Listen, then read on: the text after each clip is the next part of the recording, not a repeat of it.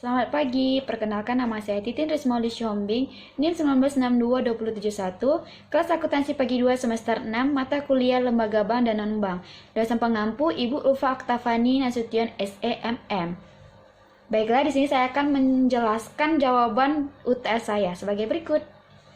Pertama, sebutkan dan jelaskan jenis-jenis lembaga keuangan minimal 10. Jenis-jenis lembaga keuangan terdiri menjadi dua macam, yaitu pertama, lembaga keuangan bank, terdiri dari pertama, bank sentral, yaitu sebuah instansi yang bertanggung jawab atas kebijakan moneter di wilayah negara tersebut. Kedua, bank umum adalah bank yang melaksanakan kegiatan usaha secara konvensional atau berdasarkan prinsip syariah.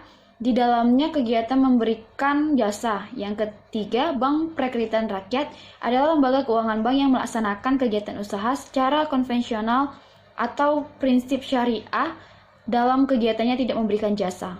Kedua, lembaga keuangan lainnya yaitu pertama, pasar modal adalah tempat bertemunya penjual pembeli. Kedua, asuransi merupakan perjanjian antara dua pihak, yaitu pemegang polis yang membayar iuran dan perusahaan asuransi yang memberikan jaminan sepenuhnya kepada pembayar iuran jika terjadi sesuatu. Ketiga, pasar uang adalah investasi jangka pendek. Keempat, pasar valuta asing atau falas, yaitu pasar yang mempertemukan pembeli dan penjual mata uang asing. Yang kelima, anjak piutang, yaitu aktivitas pembiayaan yang dilakukan dalam bentuk pembelian dan penggalihan serta pengurusan piutang maupun tagihan jangka pendek sebuah perusahaan untuk transaksi perdagangan yang dilakukan di dalam maupun di luar negeri. Yang kelima, koperasi simpan pinjam, yaitu lembaga yang bergerak dalam bidang keuangan dengan kegiatan usaha yang berupa menerima pinjaman ataupun simpanan. Keenam, modal vertura adalah sebuah bentuk modal yang diberikan kepada perusahaan lain sebagai bentuk investasi dan kerjasama. Yang ketujuh, pegadaian adalah badan usaha milik negara atau BUMN yang meminjamkan uang dengan menerima barang sebagai jaminan dari peminjamnya. Yang kedelapan, dana pensiun merupakan badan hukum yang mengelola dan menjalankan program yang menjanjikan manfaat pensiun. Yang kesembilan, leasing. Leasing adalah salah satu bentuk kegiatan pembiayaan barang modal atau alat berupa hak opsi maupun tanpa hak opsi yang dimanfaatkan untuk para nasabah dalam kurun waktu yang telah ditentukan. Soal nomor 2, sebutkan dan jelaskan kegiatan bank umum dan kegiatan bank prekreditan rakyat. Yang pertama, kegiatan bank umum terdiri dari funding, yaitu antara lain simpanan tabungan, simpanan deposito, dan simpanan giro. Yang kedua, lending, yaitu memberikan kredit. Ketiga, service, yaitu terdiri dari transfer, inkaso, clearing, safe deposit box, bank card, dan notes, dan menerima setoran, menerima pembayaran, dan travel checking. Kegiatan bank perekrutan rakyat terdiri dari pertama, funding, yaitu simpanan deposito berjangka, simpanan tabungan. Yang kedua, lending, yaitu memberikan kredit. Yang ketiga, larangan BPR, yaitu menerima simpanan giro, mengikuti clearing, melakukan falas, dan melakukan kegiatan asuransi. Soal nomor 3, sebutkan dan jelaskan sumber-sumber dana bank. Dana yang bersumber dari bank itu sendiri, modal setoran dari para pemegang saham, sumber dana dari bank itu sendiri terdiri dari pertama, setoran modal pemegang saham, kedua, cadangan bank, ketiga, laba bank yang belum dibagi. Dana yang berasal dari masyarakat luas terdiri dari pertama, simpanan giro, kedua, simpanan tabungan, ketiga, simpanan deposito.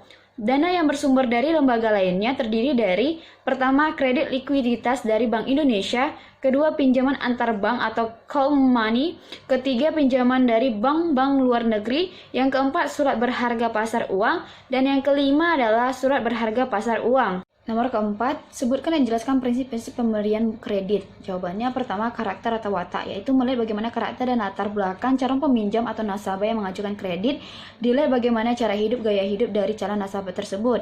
Kedua, capacity atau kapasitas, yaitu bagaimana kemampuan calon peminjam dalam membayar kreditnya dengan cara melihat kemampuan bisnisnya. Yang ketiga, capital atau modal, yaitu modal yang dimiliki calon peminjam yang khususnya diperlakukan pada nasabah yang meminjam untuk usaha atau bisnisnya. Yang keempat, collateral atau jaminan, yaitu jaminan yang diberikan pada calon peminjam saat mengajukan kredit kepada bank atau jaminannya dicek dulu. Yang kelima, condition atau kondisi, yaitu kondisi perekonomian baik yang bersifat general atau khusus pada bidang usaha yang dijalankan nasabah, dilihat apakah bisnisnya bisa bertahan atau tidak. Nomor 5, sebutkan dan jelaskan jenis-jenis jasa bank minimal 5. Yang pertama, kiriman uang atau transfer, yaitu saranan yang digunakan dalam jasa transfer tergantung kemauan nasabah. Sarana yang dipilih akan mempengaruhi kecepatan pengiriman dan besarnya biaya pengiriman. Kedua, clearing atau clearing. Clearing merupakan jasa penyelesaian utang piutang antar bank dengan cara saling menyerahkan warkat-warkat yang akan dikeringkan di lembaga clearing atau penagihan warkat seperti cek atau BG yang berasal dari dalam kota.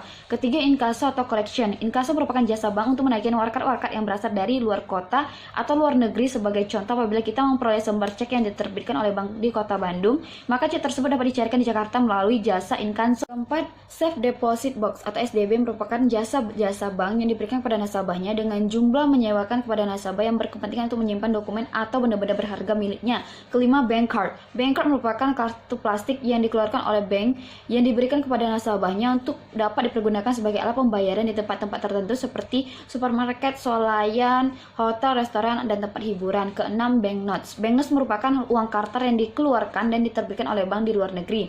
Ketujuh, traveler's checking. Dikenal dengan nama cek wisata atau cek perjalanan yang biasanya digunakan mereka yang hendak berpergian atau sering dibawa turis. Kedelapan, menerima setoran, yaitu pembayaran listrik, telepon, air, dan pajak. Kesembilan, melakukan pembayaran, yaitu gaji, pensiun, bonus, dan dividen. Baiklah, itu saja jawaban dari saya. Terlebih dan terkurang saya mohon maaf. Sekian dan terima kasih.